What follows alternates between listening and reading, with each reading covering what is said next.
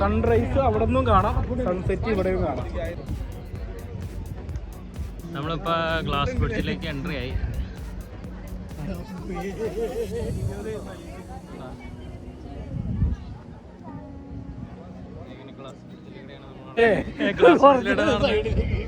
Glass ബ്രിഡ്ജിലൂടെ നടന്നിട്ട് എങ്ങനെയുണ്ട്?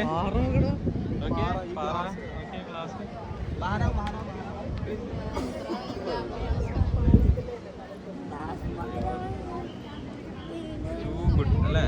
ഈ അടിപൊളി അടിപൊളി എന്ന് പറഞ്ഞാൽ അടിപൊളി. അപ്പോൾ കഴിച്ചത് ഇത് ഗ്ലാസ് ബ്രിഡ്ജിലൂടെയാണ് നടക്കണേ. അടിപൊളിയാണ്. കാലത്ത് ഫുള്ള് കടല്, റോക്ക് എല്ലാം ഉണ്ട്. നല്ല രസമാണ്.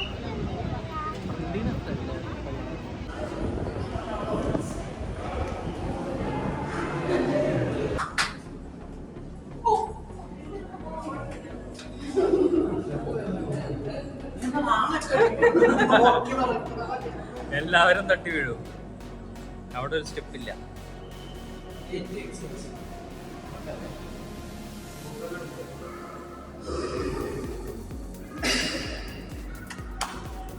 ഇതെന്ത് വെച്ചായിട്ട് ഉണ്ടാക്കിക്കണേ? ഭയങ്കര സെറ്റപ്പാണ് കേട്ടോ. കരികല്ല് വെച്ചാലും ഉണ്ടാക്കിയാണ്. അതെ അതെ, പ്രതിമയുടെ നേരെ താഴെ അവിടെ വിസിറ്റേഴ്സ് നിൽക്കാനുള്ളൊരു ഗ്യാപ്പ് ഉണ്ട്. നമ്മൾ അവിടെ വരെ എത്തും. ഇതിന്റെ മേളിലേക്ക് വണ്ടി കാണാൻ പറ്റുമായിരുന്നു. തിരുവനന്തപുരം ഇതിന്റെ ഇങ്ങനെ സ്പൈറലൊക്കെ ഉണ്ടായിരുന്നു. അതെ, എനിക്ക് ഉണ്ടോ ഇനിയും നമ്മളൊരു സ്റ്റെപ്പ് കൂടി കയറണം.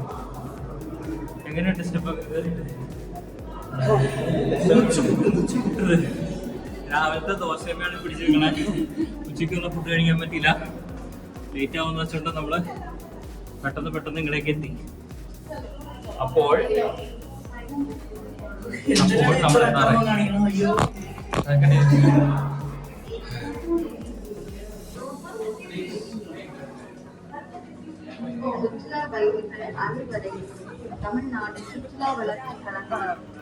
ഇപ്പൊ കഴിച്ച് നമ്മളിപ്പോ സ്റ്റാച്യൂന്റെ നേരെ താഴത്താണ് നിൽക്കണേ. നല്ല ഭംഗിയാണോ? ഓക്കെ, അടിപൊളിയാണ്. അടിപൊളി എന്ന് വെച്ചാൽ അടിപൊളി. ഫുള്ള് കടല്, ചുറ്റും കടല്. അതിന്റെ നടുക്കലാണ് ഞങ്ങൾ 4 പേരും. ഇവിടെ ഫുള്ള് ഫോട്ടോഷൂട്ടിന്റെ ഏരിയ ഉണ്ടോ? അതെ, ദൂരേന്ന് കാണുമ്പോഴാണ് ഇതിന്റെ ഏറ്റവും കൂടുതൽ ഭംഗി നമുക്ക് കാണാൻ പറ്റുള്ളൂ. താഴത്ത് വന്നു കഴിഞ്ഞാൽ കൂടുതലും വിരലും കാലുകളൊക്കെ കാണുന്നുള്ളൂ. എനിവേസ് ഇത് ഉണ്ടാക്കിയത് സമ്മതിക്കണം.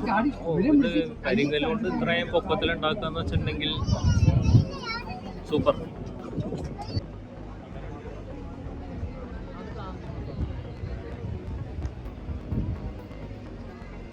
വേറെ സംഭവം ഉണ്ട് ഗൈസ്. നമ്മളിപ്പോ ഇന്ത്യയുടെ ഇങ്ങേ അറ്റത്താണ് നിൽക്കണം. അതാണ് മെയിൻലാൻഡ് ലാസ്റ്റ്. അപ്പൊ ഇന്ത്യ കടന്നാണ് നമ്മൾ നിൽക്കുന്നത്. വാലുംതുമ്പത്താണ് നമ്മൾ നിൽക്കുന്നത്. മെയിൻലാൻഡ് കഴിഞ്ഞിട്ട് നമ്മളൊരു ചെറിയൊരു ദ്വീപ് എന്ന് പറയാൻ പറ്റൂല, കടലിലൊരു പാറക്കൂട്ടം. അതന്നെ, പാറക്കൂട്ടത്തില് നല്ലൊരു ശില്പിയൊക്കെ ഉണ്ടാക്കി വെച്ചേക്കുന്ന പ്രതിമയുടെ അടിയിലാണ് നമ്മളിപ്പോ നിൽക്കുന്നത്.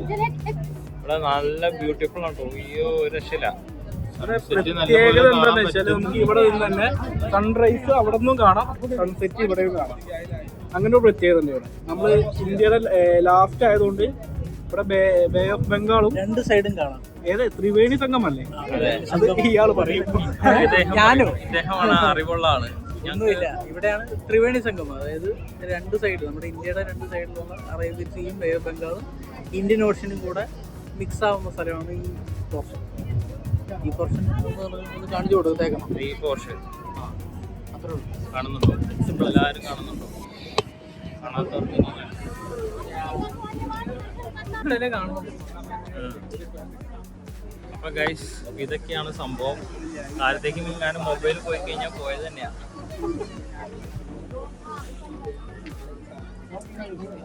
അപ്പൊ നമ്മൾ ഇവിടുത്തെ സഞ്ചാരം കംപ്ലീറ്റ് ചെയ്യാണ്. ഇനി അടുത്ത സ്ഥലത്തേക്ക് പോവാ. ബോട്ട് പിടിക്കണം. അതിന് മുന്നേ നമ്മള് ജങ്കാർ കിട്ടാൻ വേണ്ടി ക്യൂവിലേക്ക് പോവുകയാണ്. നല്ലൊരു പോയിന്റ് ആണ് ഈ പോയിന്റ്. ഷൂ എടുക്കണം. ചെരുപ്പ് അവിടെ ഉണ്ടോന്ന് നമ്മൾ നോക്കണം. നമുക്കിനി അടുത്ത ലൊക്കേഷനിൽ വെച്ച് കാണാം.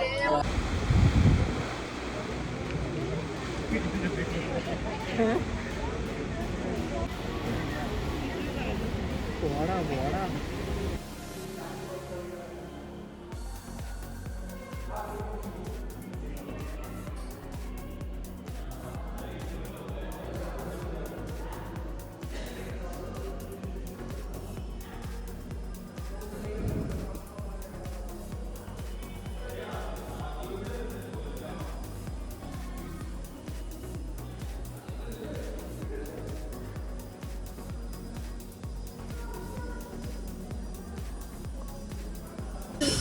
എങ്ങനെയൊക്കെ ഒരു ടൂറിസം ബിൽഡ് ചെയ്യാൻ പറ്റുന്നു എന്നുള്ള ഒരു കോൺസെപ്റ്റ് ഉണ്ടല്ലോ.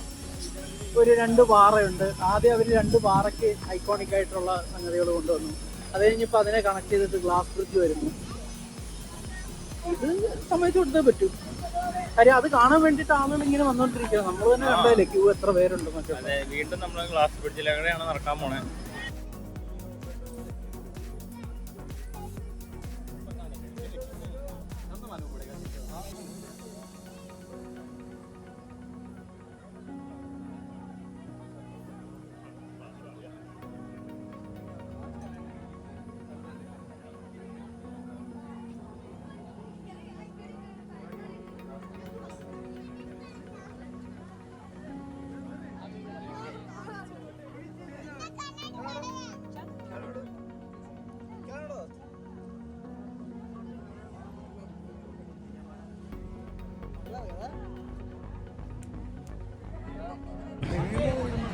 അപ്പോൾ ഗൈസ് സമയം 5 മണിയായി. 5:30 ആണ് ഇവിടെ ക്ലോസിംഗ് ടൈം.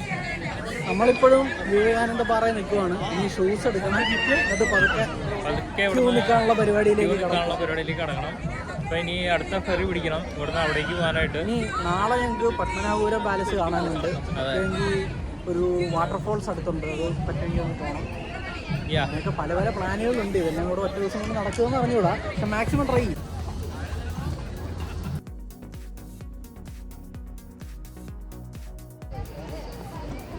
അപ്പോൾ ഇവിടം തൊട്ട് ഇവിടം വരെ സൺറൈസ് വരുമെന്നാണ് പറയണത് അല്ലേ? അപ്പോൾ ഗൈസ് ഇതാണ് മെഡിറ്റേഷൻ സെൻറ്റർ. അപ്പോൾ ചെറിയൊരു ഗ്യാപ്പ് കിട്ടിയപ്പോൾ നമ്മൾ ഇതും കൂടി ഒന്ന് എക്സ്പ്ലോർ ചെയ്യാമെന്ന് വിചാരിച്ചു. ഇതിൻ്റെ ഉള്ളിലാണ് വിവേകാനന്ദ സ്റ്റാച്യു ഉള്ളത്. ഭയങ്കര വൈബാണ് അവിടെ. സൂപ്പർ എന്ന് വെച്ചാൽ സൂപ്പർ.